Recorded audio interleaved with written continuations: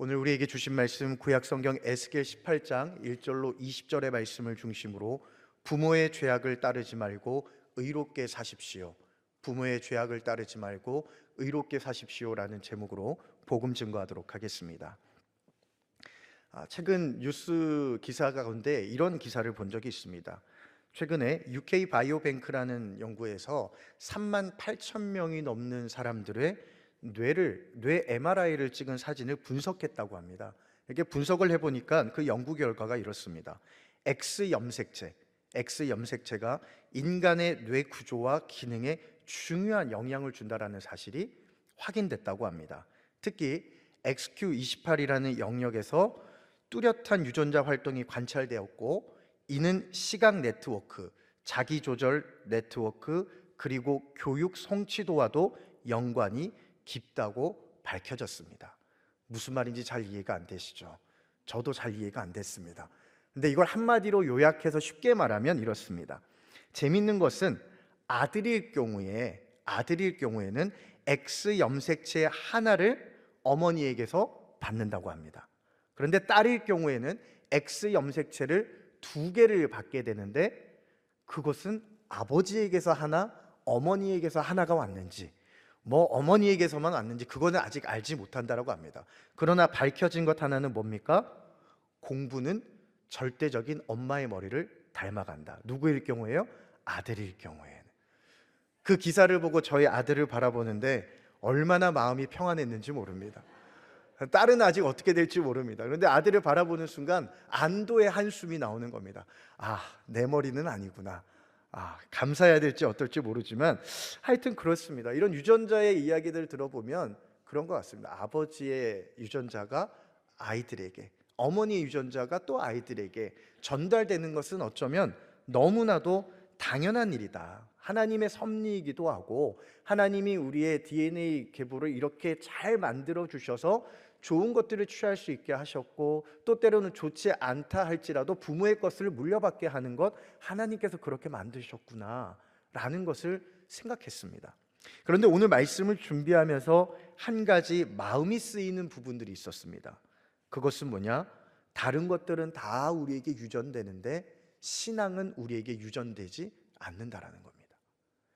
염색체, 유전자 이런 것들은 자연스럽게 우리에게 유전이 됩니다. 자녀들에게 유전이 됩니다. 그러나 신앙은 자연스럽게 유전되지 않는다라는 거예요. 내가 아무리 열심히 믿고 내가 아무리 하나님을 붙잡고 사는 삶을 산다 하더라도 우리 자녀가 하나님을 붙잡지 않으면 내 신앙이 자연스럽게 그에게 가느냐? 절대 그렇지 않다라는 거예요.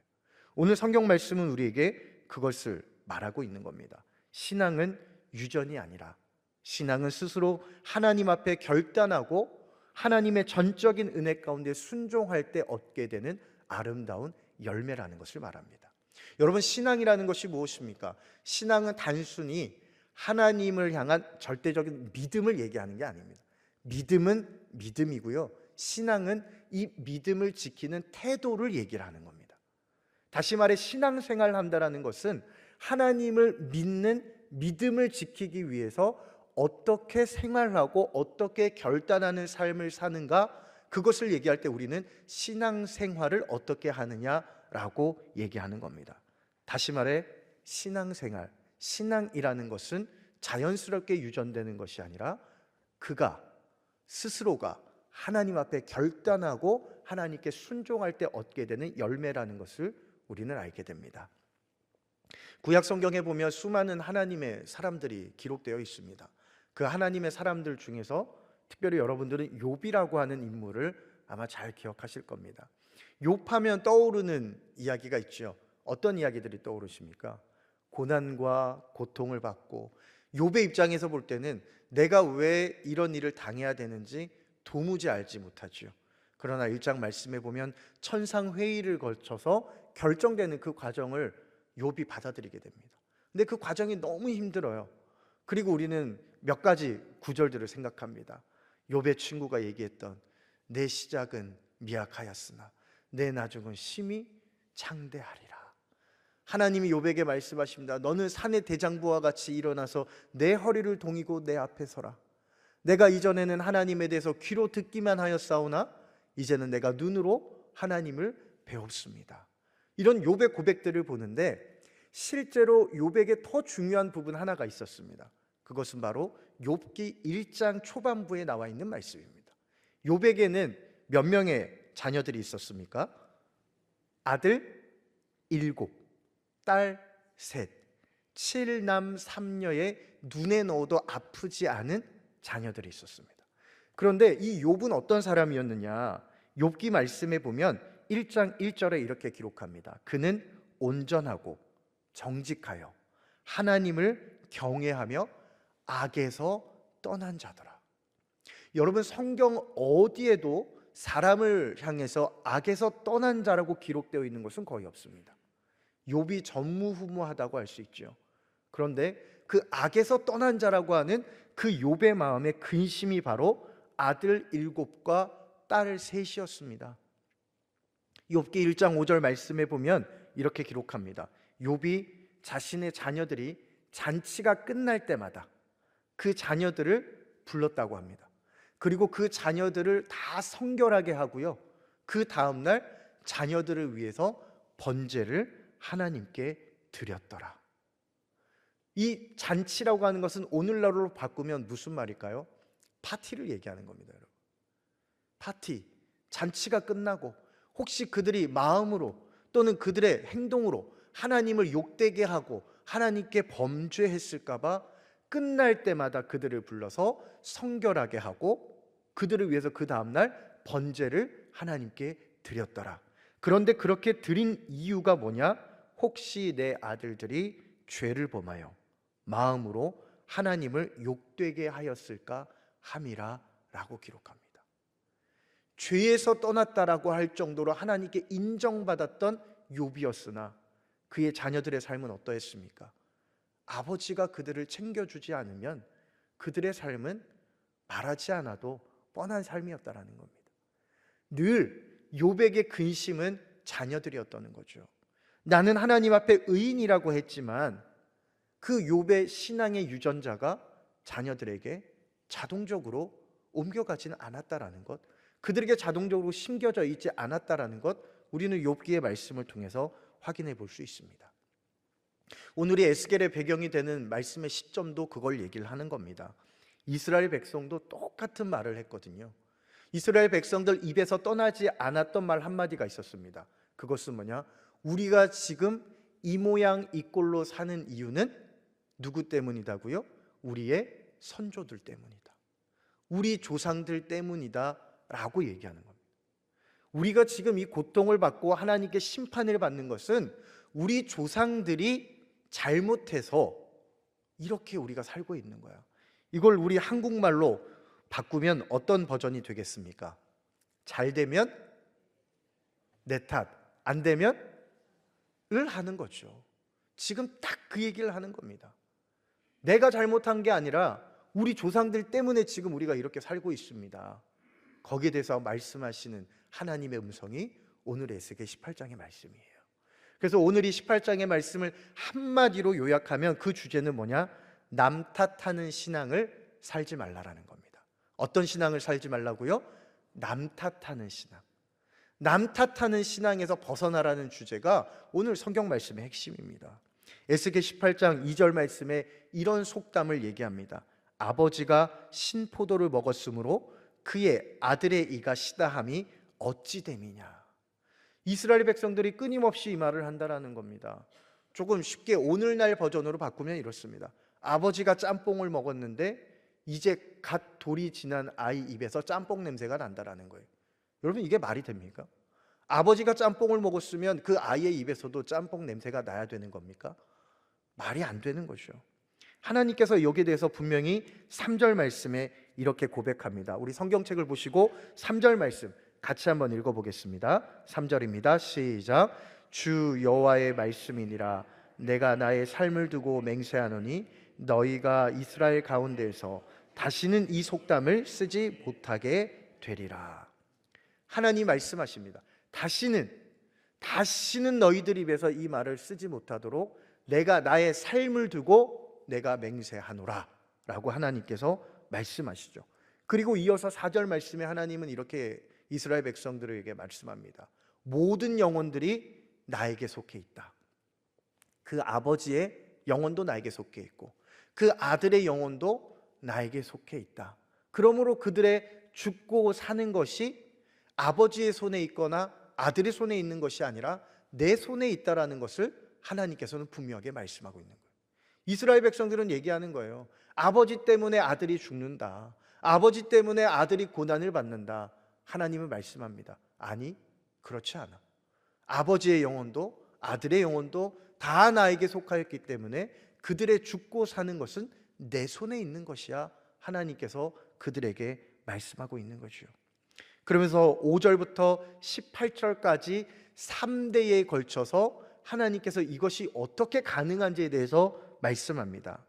이 말씀들을 하나하나 살펴보면요, 10절부터 13절 말씀, 5절부터 9절까지 말씀 다 나눠져 있습니다. 먼저 5절부터 9절 말씀까지 보면 하나님께서 의인이라고 하는 사람이 나와요. 그 의인은 어떤 사람이냐? 우상을 섬기지도 않습니다. 이웃에게 이자를 받기 위해서 돈을 빌려주지도 않습니다. 이웃이 힘들고 어려운 상황에 있을 때 외면하지 않습니다. 하나님의 율례와 규례를 잘 지켜 행합니다. 그런데 여러분, 그 사람은 살겠습니까? 죽겠습니까? 삽니다. 하나님이 그를 의인이라고 말씀하셨고 그는 반드시 살 것이다 라고 얘기했습니다. 그런데 문제가 생겼죠. 10절부터 말씀, 10절부터 13절 말씀에 보면 그 아들에 대해서 말씀하세요. 그 아들은 어떻습니까? 산당에서 우상을 섬긴다고 얘기합니다. 이웃에게 이자를 받기 위해서 돈을 빌려준다라고 얘기합니다. 이웃에게 물건을 빌려주고 어떤 것을 변리해 줬는데 이것을 그냥 빼앗고 포악하게 하고 사람을 압제하고 아버지가 했던 행동과 전혀 다른 행동으로 살아간다라고 성경은 기록합니다. 그리고 13절 마지막에 이렇게 나옵니다. 그는 반드시 죽을지라 자기의 피가 자기에게로 돌아가리라. 아버지는 의인이었는데 그 의인인 아버지를 보고도 제대로 살지 않았던 그 자녀는 아버지와 같은 의인이 되는 것이 아니라 그 자녀가 아버지와 같이 의인의 길을 걷지 못했을 때 그 아들은 악인이 되고 그 악인은 자기의 죄악으로 말미암아 반드시 죽으리라 성경은 기억하고 있습니다. 얼마나 절망적이고 좌절적입니까?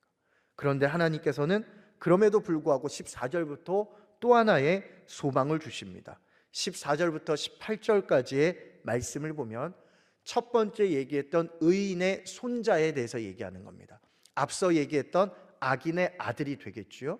그 아들은 어떻습니까? 할아버지 때와 같이 의롭게 행하고 우상을 섬기지도 않고 사람들을 돌봐주고 한 명 한 명을 하나님의 마음을 품고 생명을 살리기 위해 살아가는 그 한 사람, 그 사람은 어떻게 되겠습니까? 17절 말씀 아래 보면 이 사람은 그의 아버지의 죄악으로 죽지 아니하겠고 반드시 살겠다 하나님은 말씀합니다. 할아버지가 아주 잘 살았습니다. 의인이 되었습니다. 아버지는 그렇게 살지 못하고 악한 길을 걸었습니다. 악인이 되었습니다. 그런데 손자가 아버지의 모습을 보고 하나님이 두려워 돌이켰고 다시 의인의 삶을 살았습니다. 하나님은 어떻게 합니까? 그 손자, 마지막에 소개했던 그 사람을 살리겠다 하나님께서는 말씀합니다. 우리는 이런 일들을 열왕기 상하를 통해서 역대하를 통해서 끊임없이 많이 봤습니다. 그 아버지의 그 행동을 보고 어떻게 합니까? 아들들이 답습하는 경우들이 있죠. 악한 길을. 그러나 간혹 전혀 다른 이야기들이 나옵니다. 히스기야를 보십시오. 그의 아버지는 엉망 중에 엉망인 아버지였습니다. 그런데 그 아버지 밑에서 히스기야라고 하는 한 사람이 나오죠. 물론 그의 인생 말미에 잘못된 길을 걷기도 했지만 그는 여러 가지 개혁을 통해서 어떻게든 하나님을 향해 다시 이스라엘이 나아갈 수 있도록 최선을 다했던 사람, 그 사람이 바로 히스기야였습니다. 신앙은 유전되는 것이 아니다라는 것을 우리에게 말씀하고 있는 거죠. 그런데 여러분, 이쯤 되면 뭔가 한 가지 혼란스럽습니다. 뭐가 혼란스럽습니까? 아니 어딘지는 모르겠는데 분명히 성경에 보면 나는 나를 거역하고 나를 미워하고 우상을 섬기는 자의 죄악을 갚되 아버지로부터 아들에 이르기까지 3, 4대까지 내가 그를 벌하리라 라고 했던 출애굽기 20장 5절의 말씀이 번뜩 떠오르실 겁니다. 아니 하나님께서는 시내산에서 십계명을 주시고 율법을 주실 때 분명히 그렇게 3, 4대까지 벌하신다라고 말씀하셨는데 아니 갑자기 이렇게 하나님이 호떡 뒤집듯이 말을 바꾸시나? 왜 그러실까? 여러분 하나님께서 십계명을 주실 때에 하셨던 그 말씀은요 내가 너희를 진짜 3, 4대까지 멸하겠다라고 하기 위해서 말씀하신 것이 아니라 그만큼 우상 숭배의 결과가 무서우니 너희들은 절대 그렇게 하지 말라는 하나님의 뜻이었습니다. 그래서 이 말씀을 최종적으로 가나안 땅에 들어가기 전에 확정하신 말씀이 바로 신명기 24장 16절의 말씀입니다. 신명기 24장 16절의 말씀, 여러분 성경책이 있으면 한번 찾아서 같이 한번 읽어보면 좋겠습니다. 저희가 교회 오면 성경책을 잘 안 찾죠? 여러분 한번 신명기 24장 16절 말씀을 한번 찾아서 직접 손으로 짚으면서 같이 한번 읽으면 좋겠습니다. 신명기 24장 16절 말씀. 네. 신명기 24장 16절 말씀 같이 한번 읽어보겠습니다. 시작.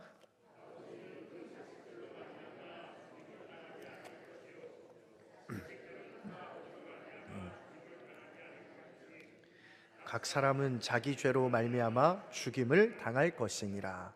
어떻게요? 아들이 아버지로 인해서 죽지 아니하고 아버지가 아들로 인해서 죽지 아니하고 결론입니다. 각 사람은 자기 죄로 말미암아 죽임을 당할지니라. 마지막 모압 평지에 서서 가나안 땅에 들어가기 전에 하나님께서 확정하시는 겁니다. 너희들은 아버지 때문에 죽는 일은 없을 거야. 그러나 명심해야 돼. 우상 숭배하면 왜 그렇습니까? 그 아버지를 보고 그 아들이 그걸 그대로 배울 수 있어. 그러면 3, 4대까지 고쳐지지 않으면 징벌을 받는 것이죠. 그러나 핵심은 무엇입니까? 각 사람은 자기가 지은 죄로 말미암아 죽임을 당할 것이다 하나님께서 말씀하는 겁니다. 그런데 이스라엘 백성들은 어떻습니까? 우리가 우리 조상들 때문에 우리 조상들의 죄로 인해서 우리가 죽습니다. 아버지의 이가 시니까 우리가 이까지 신 거 아닙니까? 라고 하는 속담을 얘기를 하는 겁니다. 그에 대해서 하나님께서는 에스겔에서 끊임없이 말씀하시죠. 돌이켜라, 돌아서라. 너희가 나 여호와 하나님이 누구인지 알 것이다.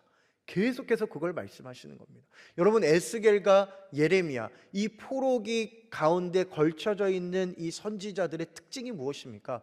돌이키라는 거군요. 돌이키라. 성경에서 돌이키라라고 하는 말이 가장 많이 기록되어 있는 성경이 예레미야입니다. 히브리어로 슈브라고 하는 단어인데 예레미야에 가장 많이 기록되어 있습니다. 돌이켜라, 돌아서라. 그리고 그 겹쳐 있는 시대에 에스겔의 말씀에도 똑같습니다. 돌이켜라, 돌아서라. 너희가 나 하나님 여호와가 누구인지 제대로 알아야 된다. 돌이켜라. 끊임없이 얘기를 하고 있는 겁니다.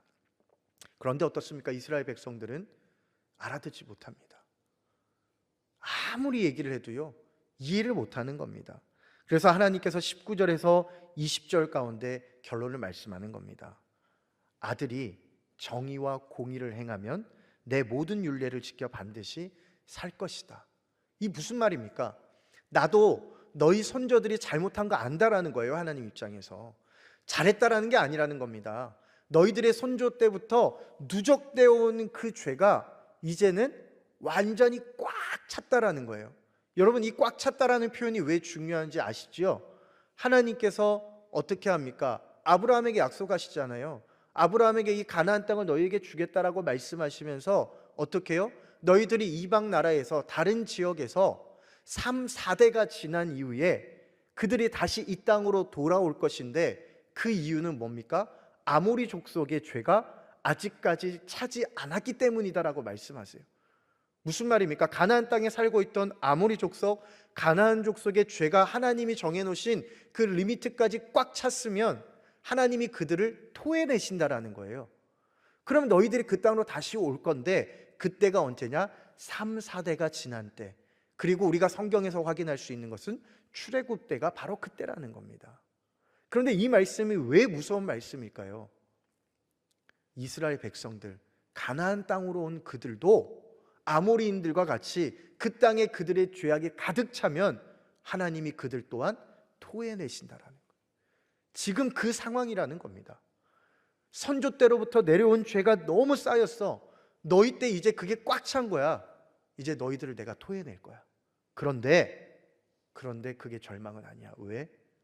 그 아들이 돌이켜서 정의와 공의를 행하며 내 모든 율례를 지키면 그는 내가 살릴 것이야. 하나님 말씀하는 겁니다. 아버지의 이가 시다고 아들의 이가 시다고 얘기하는 그 백성들에게 뭡니까? 너희들이 돌이키면 너희들에게 살 길이 열릴 거야. 하나님이 말씀하는 겁니다. 여러분, 죄에서 돌이킨다라는 것은 무엇을 얘기할까요? 우리는 죄에서 돌이킨다라는 것은 제일 먼저 떠오르는 이미지가 회개하는 이미지입니다. 죄를 뒤집어 쓰고 하나님 앞에 옷을 찢고 머리를 풀고 하나님 앞에 간절히 회개하는 거죠. 너무나도 중요합니다. 회개하는 게 너무나도 중요한데요, 여러분, 이 회개하는 것에서 딱 멈춰서면 그거는 안 됩니다. 진정한 돌아섬이 아닙니다. 회개하면 어떻게 해야 됩니까? 내가 지은 죄로부터 멀리 가야 되는 겁니다. 그게 돌이키는 거예요. 여러분, 유턴이 뭡니까? 유턴, 우리가 길을 가다가 잘못된 길에 들어서면 어떻게 하죠? 길을 돌아줘. 유턴하는 겁니다. 돌아서는 겁니다.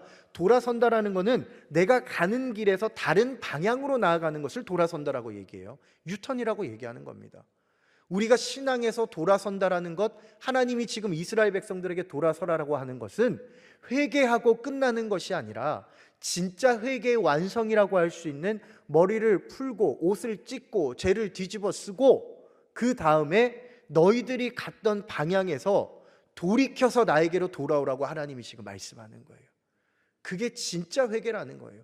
그렇게 할 때에 너희들에게 살 길이 열릴 것이다라고 말씀하는 겁니다. 여러분, 창세기 말씀을 한번 보십시오. 창세기에 인류 최초의 범죄를 지은 사람이 누구입니까? 하나님과 인간의 사이가 아니라 사람과 사람 사이에 가장 먼저 죄를 지은 사람이 누구예요? 누구요? 가인. 그죠? 가인이라고 생각하지만 사실은 하와입니다. 하와는 사기죄예요. 사기죄. 그죠? 사기죄입니다. 아담에게 사기를 쳤어요. 그런데 실제로 다른 사람에게 상해를 가하고 생명을 앗아간 죄로 치면 누구예요? 가인이죠. 가인. 자기 동생을 돌로 쳐서 죽였습니다. 가인이 자기 신의 동생을 돌로 쳐서 죽였을 때에 하나님이 그에게 말씀하시면서 죄에 대해서 말씀합니다. 뭐라고 말씀할까요? 죄가 어디 앞에? 문 앞에. 문 앞에 엎드려져 있노라 라고 얘기합니다. 문은 무엇입니까? 들어가고 나가는 것이죠. 뒤집어 얘기하면 죄는 항상 우리 앞에 놓여져 있다는 거예요. 베드로전서 5장 8절 말씀에도 기록하고 있죠. 항상 어떻게 해요? 대적마귀가 우는 사자와 같이 두루다니며 삼킬 자를 찾나니. 항상 우리 앞에는 우리를 넘어뜨리기 위한 수많은 유혹들과 죄악들이 머물러 있다는 거예요. 그러면 우리는 어떻게 해야 되느냐? 거기서 멀어져야 된다는 거예요, 여러분. 옛말에 근주자적, 금묵자흑이라고 있죠.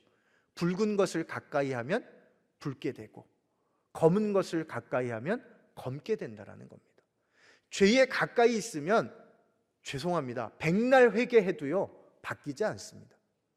회개를 했다면 죄로부터 멀어져 돌이켜 다른 방향 하나님께로 나가야 되는 겁니다.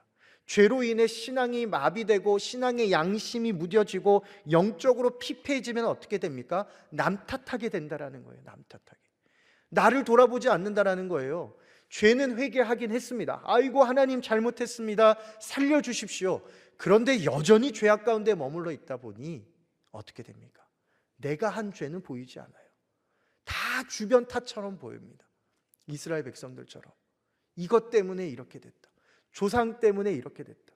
내가 지금 이런 이유는 저 사람 때문이야. 내가 지금 이런 이유는 내가 속해 있는 이 공동체에 이런 문제가 있고 어려움이 있어서 생겨난 일이야. 계속해서 남 탓만 하기 시작한다는 거예요. 심지어 나중에 가면 누구 탓까지 합니까? 하나님 탓까지 해요, 여러분.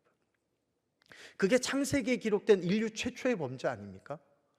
아담과 하와를 보십시오. 아담과 하와에게 죄가 들어오고 나서 가장 먼저 생겨난, 가장 먼저 발생한 특별한 현상이 있었습니다. 그게 무엇입니까? 남 탓하기 시작했다는 거예요, 여러분. 하나님이 물어봅니다. 너 왜 이거 먹었냐? 여자가 얘기하죠. 누구 때문에요? 뱀 때문에.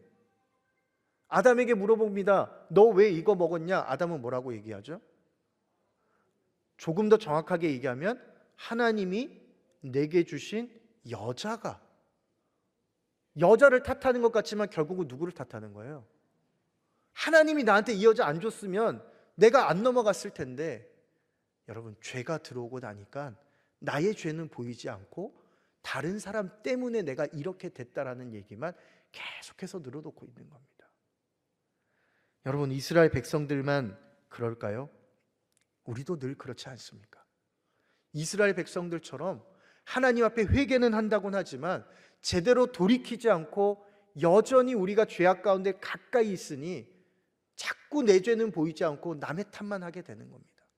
누구 때문에 이렇고 누구 때문에 이렇고. 심지어는 어떻습니까? 우리 부모님이 신앙생활 제대로 했으면 내가 이러지 않았을 텐데, 저 사람처럼 우리 집이 4대 5대 예수를 믿으면서 잘 살았으면 내가 지금 이렇게 살지 않았을 텐데 왜 우리 부모님은 그렇게 했을까? 여러분, 그게 정답일까요? 그렇지 않습니다. 성경은 오늘 그걸 얘기하고 있지 않아요. 여러분, 뿐만 아닙니다. 출애굽기 여정 가운데 아론은 어떻습니까? 모세가 시내산에 올라가서 하나님께 기도할 때에 모세가 아무리 시간이 지나도 내려오지 않으니 이스라엘 백성들이 아론을 찾아갑니다. 그리고 따지죠. 모세 어디 갔냐? 우리 여기까지 끌어내고 모세 어디 갔냐? 아론도 할 말이 없습니다. 그때 이스라엘 백성들이 얘기합니다. 우리를 인도할 신을 만들어내라. 아론이 어떻게 했다고 모세에게 얘기하죠? 나는 이스라엘 백성들이 그렇게 얘기하니까, 그리고 모세 너도 알잖아. 이 백성이 얼마나 악한 백성인지. 나도 어쩔 수 없었어. 그래서 내가 사람들한테 금을 다 가지고 오라고 했어. 그리고 그 금을 불에 내가 집어넣었어. 그랬더니 뭐가 나왔어요? 송아지가 나요. 이런 표현 죄송합니다. 이게 말인지 방구인지. 불에 넣었더니 송아지가 나왔대요, 여러분. 지금 누구의 행위는 빠져 있습니까? 아론의 행위는 쏙 빠져 있는 거예요, 여러분. 아론의. 자기가 한 거는 쏙 빼고요. 자기와 함께 있던 사람들 때문에 자기가 어쩔 수 없이 이런 일을 당했으니 나는 죄가 없다라는 거예요. 다 이 사람들 때문이고 나는 만들지도 않았어. 그냥 불에 넣었더니 금송아지가 나왔어. 아론이 그렇게 얘기했습니다. 여러분, 우리가 제대로 돌이키지 않으면 우리의 잘못을 인정하기보다 주변의 환경 탓을 합니다. 다른 사람 탓하고요. 항상 비난하고 비판하게 앞장섭니다. 오늘 우리 집사님 기도해 주신 것처럼 항상 뭐든지 분석하고 비판하고 비난하는데 앞장서려고만 합니다. 내 것은 보이지 않는 거죠. 이 사람이 없을 때는 저 사람 얘기도 하고요. 저 사람 없을 때는 이 얘기를 하고. 기도해 주신 것처럼 우리는 하나 되기보다 나누는데 앞장서는 일을 너무 많이 해요. 왜요? 제대로 돌이키지 않으니까. 죄에서부터 멀어지지 않았으니까. 하나님은 오늘 이스라엘 백성들 뿐만 아니라 우리에게도 똑같이 말씀하는 겁니다. 돌이키라고. 죄악으로부터 다시 돌이키라고. 하나님으로부터 가까이 오라고. 세상은 이렇게 하라고 얘기하지만 너희들은 그렇게 하지 말라라는 거예요. 오늘 악인과 의인을 판단하는 기준이 뭡니까? 하나님의 규례를 따르고 우상을 섬기지 아니하고 사람들을 압제하지 아니하고 생명을 살리는 일, 수많은 계명들 중에 왜 하나님은 그걸 말씀하셨을까요? 지금 이스라엘의 가장 큰 문제가 그것 때문에 그렇다라는 거예요. 하나님을 섬기지 않는 것, 돈을 위해서 자신의 동족을 팔아넘기기까지 하는 것, 돈을 위해서 자녀를 팔고 하나님을 배신하고 권력을 위해서 사람들을 마음껏 저버려도 아무런 양심의 가책도 받지 않는 그 이스라엘의 현 상황을 꼬집어서 하나님이 말씀하는 겁니다. 우리도 그곳에서부터 자유할 수 없습니다. 연동교회 연동교회에 속한 우리 131년 동안 수많은 믿음의 길을 선배들이 잘 걸어왔습니다. 그렇다고 그 길이 우리의 길이 될까요? 여러분, 우리가 결단하지 않고 우리가 하나님 앞에 바로 서지 않으면 그 아름다웠던 믿음의 길은 우리의 때에 사라질 수도 있습니다. 하나님은 그걸 말씀하시는 겁니다. 오늘 이 시대에 하나님이 우리에게 주시는 은혜는 우리가 하나님 앞에 어떻게 결단하고 서느냐에 따라 달려있다라고 하나님은 분명히 말씀하시는 겁니다. 이전의 영광이 우리의 영광이 될 수 없습니다.